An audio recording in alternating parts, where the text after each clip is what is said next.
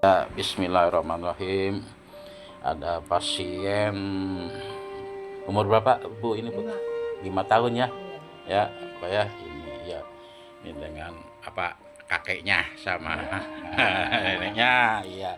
Ini bawa cucunya nih. Nih cucunya keluhannya apa, Bu? Pilek batuk. Iya tuh, pilek batuk terus dahaknya nggak bisa keluar. Ini solusi totok punggung sama Bapak Sunarto. Dedenya bawa ke sini nih, umur baru 3 tahun.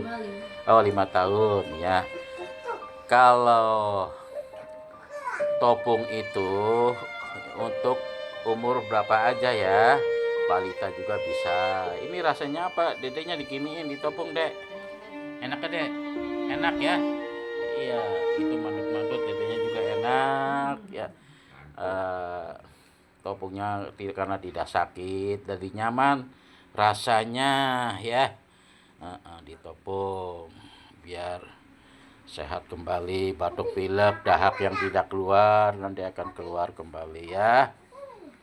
Dengan totok topung wasilanya totok topung, insya Allah semua jenis penyakit bisa diatasi dengan topung totok punggung, solusi sehat alami tanpa obat ya.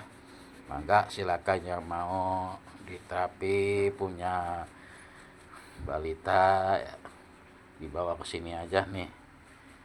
Iya. Mangga sedulur ya. Monggo ayo silakan mau digabung. Wassalamualaikum warahmatullahi wabarakatuh.